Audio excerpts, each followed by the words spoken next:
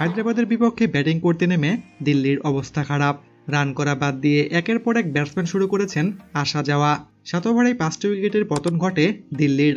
এরপর আবার 12তম ওভারে এসে দুজন ব্যাটসম্যানের রান নিতে গিয়েও ভুল বোঝাবুঝি। আর এ সময় দিল্লির এমন অবস্থা থেকে গ্যালারিতে বসে মজা নিচ্ছিলেন কাব্য মারান। 12তম ওভারের প্রথম বলেই 2 রান নিতে গিয়ে ঘটে বিপত্তি। সাউথ আফ্রিকার ক্রিকেটারকে বারবার রানটি না নেওয়ার জন্য নিষেধ করলেও তারপরেও তিনি দৌড়ে ছুটে যান স্ট্রাইক প্রান্ত। আর তখনই নিজের বলিদান দিয়ে আউট হন আরেক ব্যাটসম্যান বিপ্রস নিগম। দিল্লির ব্যাটসম্যানদের এমন হাস্যকর কাণ্ড দেখে তখন আর মজা নিতে ভুল করেননি হায়দ্রাবাদের মালকিন কাব্য মারান। এক লাফ দিয়ে দাঁড়িয়ে উঠে হাত দিয়ে এমনই রাগী ভঙ্গিতে সেই ক্রিকেটারকে মাঠ ছাড়তে বলছিলেন। টিভি ক্যামেরায় তার প্রতিক্রিয়াটা ছিল ঠিক এরকম।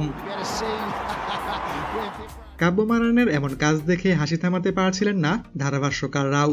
টপ 4-এ টিকে থাকার ন্যূনতম আশাটুকু হায়দ্রাবাদের বেঁচে থাকলেও তারপরেও দলকে পূর্ণ সমর্থন করতে মাঠে এসেছেন তিনি।